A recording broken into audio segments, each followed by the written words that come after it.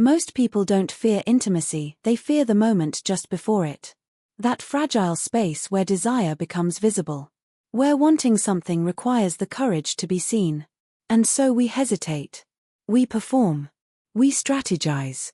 We search for the perfect words, believing rejection lives inside a sentence gone wrong. But intimacy has never been about phrasing. It has always been about presence. Intimacy begins long before any physical gesture, because what makes closeness possible is not desire alone but safety. Emotional safety is the invisible architecture of attraction. Without it, even intense desire feels risky, pressured, or transactional. With it, intimacy unfolds naturally, without persuasion. Many people misunderstand this and assume intimacy is sparked by confidence, boldness, or perfect timing, when in truth it is sustained by the feeling that one can relax in the presence of another person without being managed, evaluated, or rushed. Emotional safety means knowing that your response will be respected, that your boundaries will not be argued with, that your hesitations will not be punished with withdrawal, sarcasm, or wounded pride. When a woman senses that her comfort matters more than the outcome, her nervous system softens. And desire, which lives in the body, needs that softness in order to emerge. Anxiety kills curiosity. Pressure shuts down openness.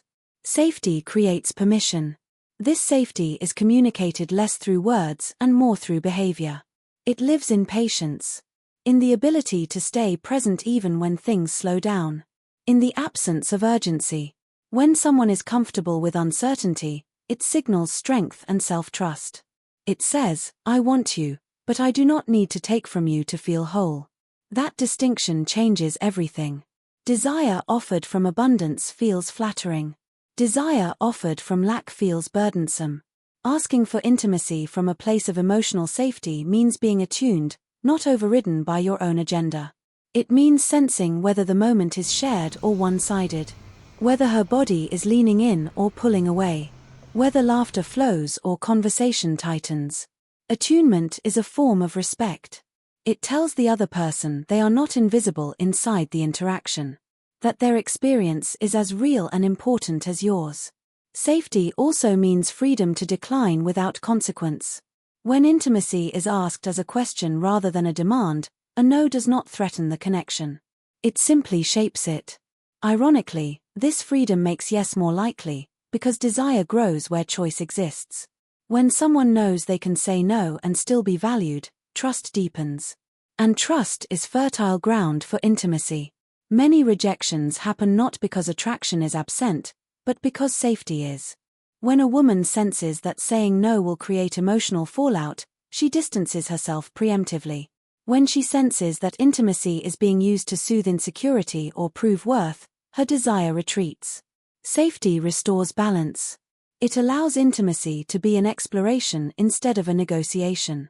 When you understand that intimacy begins with emotional safety, you realize that the question is not how do I ask but how do I show that whatever the answer is, I remain grounded, present, and whole, and from that place, intimacy becomes less about convincing and more about connecting, less about fear and more about shared willingness, less about reaching across a gap and more about noticing whether you are already standing close enough. Desire loses its vitality the moment it turns into pressure.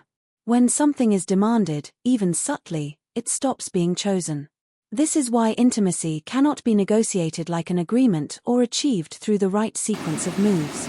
Desire emerges when it feels free, when it senses space rather than expectation. To invite desire is to create an opening, not a pull. It is an act of trust in the other person's autonomy, and paradoxically, autonomy is what keeps desire alive. Many people believe confidence is about certainty, about knowing exactly what you want and going after it without hesitation. But in matters of intimacy, curiosity is far more magnetic than certainty. Curiosity says, I'm interested in you as you are right now, not I need a particular outcome for this moment to be successful. When desire is invited through curiosity, the other person feels seen rather than recruited. Seen, not consumed. That distinction determines whether the invitation feels exciting or exhausting. An invitation has a tone. It carries emotional information. Is it impatient? Is it strategic? Is it laced with fear of rejection? Or is it warm, grounded, and open? When someone leans in with invitation rather than pursuit, the energy shifts. There's room to respond authentically. There's space for desire to breathe. This space communicates confidence at a deeper level, the confidence that you can tolerate uncertainty and remain connected to yourself regardless of the answer. Desire also responds to playfulness and imagination. An invitation allows for movement, for back and forth, for flirtation that is not rushing toward a conclusion. It lets the moment unfold instead of trying to capture it. When you invite, you are not asking someone to cross a finish line, you are inviting them into a shared experience, with curiosity about where it might lead. This openness is what keeps intimacy alive over time, because it honors the living, changing nature of desire. Demand, even when masked as charm, carries entitlement. It suggests that attraction is owed once enough effort has been invested. Invitation carries respect. It acknowledges that each moment of intimacy stands on its own and must be chosen again and again. This is deeply reassuring. It tells the other person they are not part of a script but a participant with agency. When curiosity replaces insistence, rejection loses its sting. A declined invitation no longer feels like a verdict on your worth, but simply feedback about timing, context, or emotional readiness. Curiosity asks, "What's happening for you right now?" rather than "Why not me?" This shift changes the emotional climate entirely. It transforms intimacy from something to be secured into something to be discovered together, where desire is not pulled forward by force but drawn out by presence, interest, and the quiet confidence of someone who knows that what is freely chosen is always more meaningful than what is reluctantly given. Words are often given far too much credit in moments of intimacy. People rehearse sentences, search for the perfect phrase, and believe the right wording will unlock desire. Yet intimacy responds first to what is felt, not what is said. Presence is the foundation. It is the quality of attention you bring into the moment. Are you truly there, sensing the other person, or are you already imagining the outcome you want to reach? When someone feels that your attention is anchored in the present rather than in anticipation, they relax. And relaxation is a prerequisite for intimacy. Presence is expressed through pace. Desire has its own rhythm, and when you move faster than the moment allows, you create friction. Timing has little to do with external circumstances and everything to do with emotional synchrony. Two people can be alone in a perfect setting and still feel out of step. They can also be in an ordinary situation and feel deeply connected if their inner rhythms align. Timing is not about opportunity, it is about resonance. Attunement is the art of sensing this resonance. It means listening to what is not being said. A shift in posture. A softening or tightening of the voice. A pause that invites continuation or a pause that signals withdrawal. When you are attuned, you respond rather than impose. You adjust rather than persist. This responsiveness communicates respect at a somatic level. It tells the other person that their inner signals are being registered and valued. Many moments of rejection happen because attunement is lost. Someone continues forward while the other has already stepped back emotionally. Even well-intentioned desire can feel invasive when it ignores these cues. Presence allows you to notice when to stay, when to slow down, and when to stop entirely.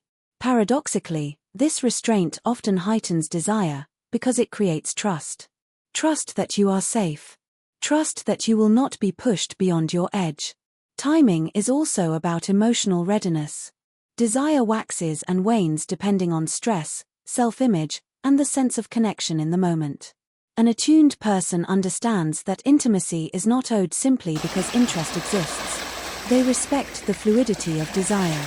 They can hold attraction without needing immediate gratification.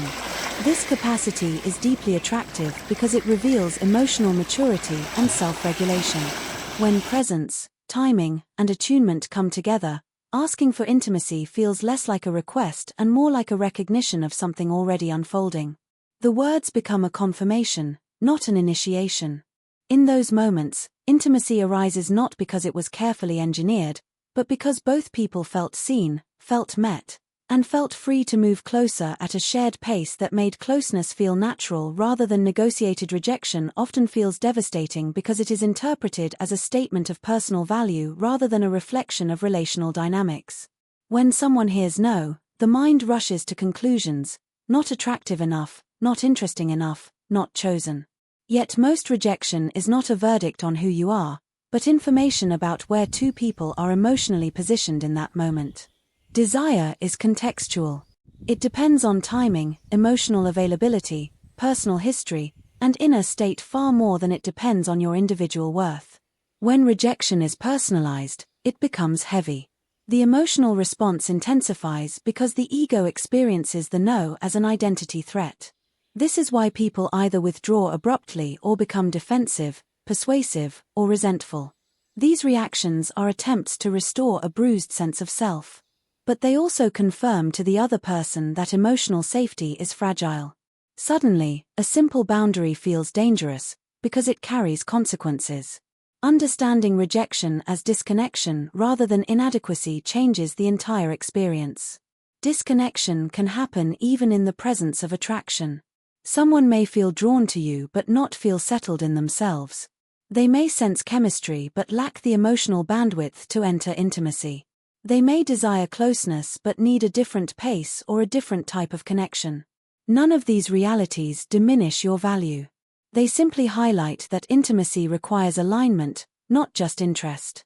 When rejection is held with perspective, it becomes less threatening and more informative. Instead of collapsing inward or pushing outward, you remain grounded.